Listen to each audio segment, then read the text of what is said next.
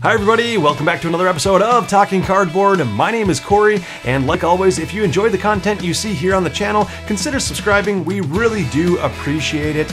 On today's video review, I am doing something a little bit different where I am reviewing a children's board game called Hidden Mickeys.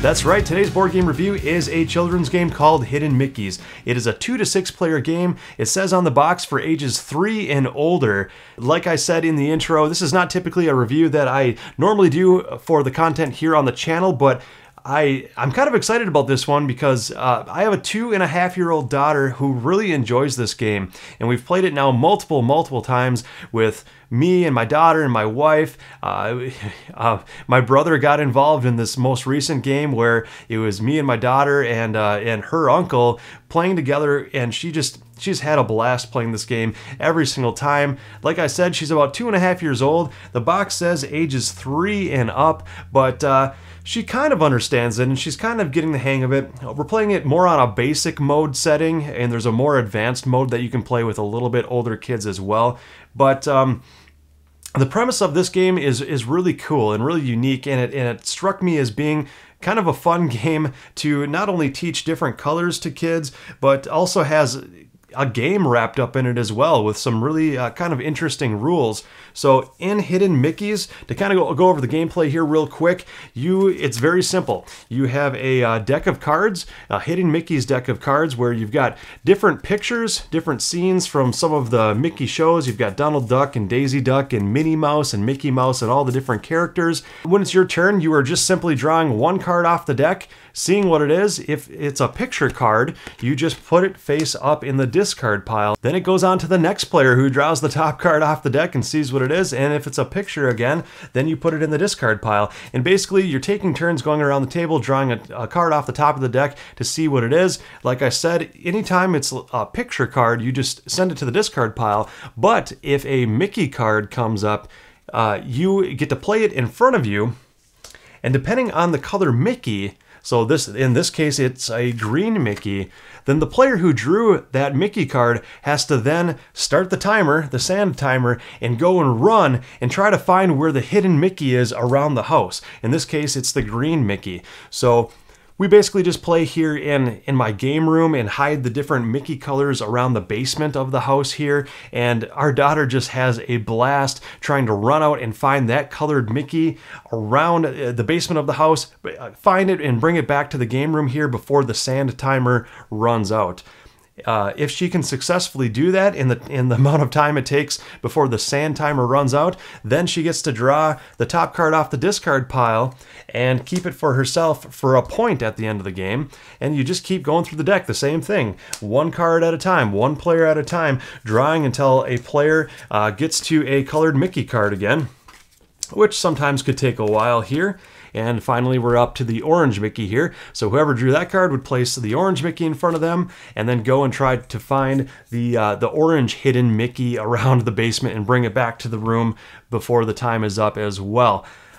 That is the basic version of the game. That's the version that we play with our 2.5-year-old daughter that she really enjoys. There are also some hidden fireworks cards throughout the deck here, if I can find one of those, where if you draw...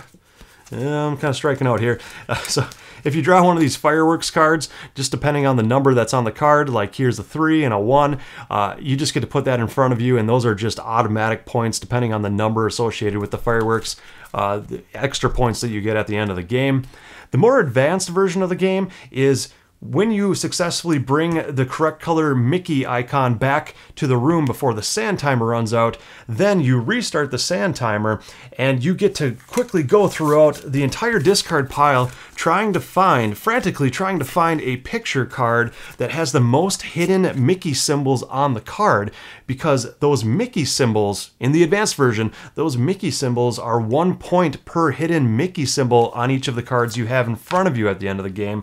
So it's kind of a fun memorization type thing. As kids get older, they can kind of memorize which pictured cards have the most Mickey symbols on it. So each and every time you play, there's kind of a sense of progression or advancement, or like I said, with the memory type of thing, the more and more times you play, you get to memorize which cards have the most Mickeys on it.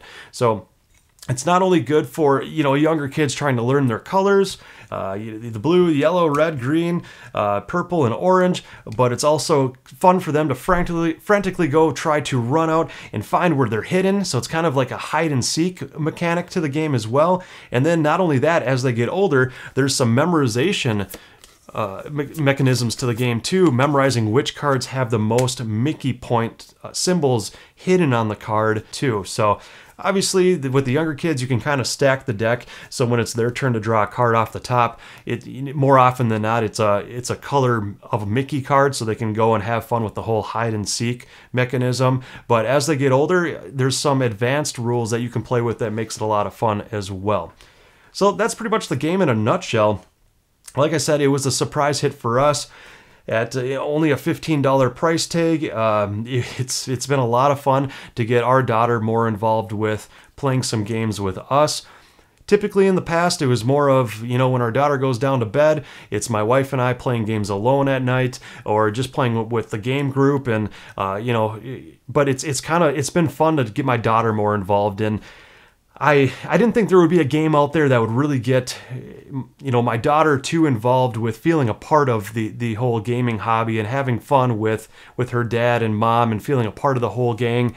And this game has really done it for her and for us, and kind of makes her feel more involved with not only what dad does with his friends or older adults, but now she feels a part of it, a part of the hobby too. So puts a smile on her face every single time.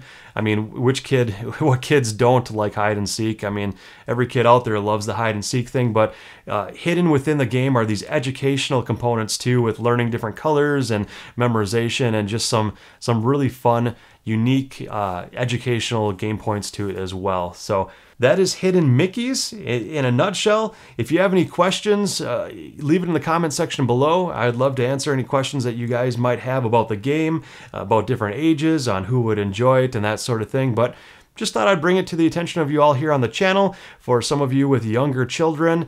And like I said, not typically something that we do in most of our videos, but just thought it would be a fun one to mention here on the channel, because it's been a game that has been hitting our table quite often recently. So that is it for now. As always, if you liked the video, give us a thumbs up, consider subscribing to the channel, and until next time, you all have fun gaming.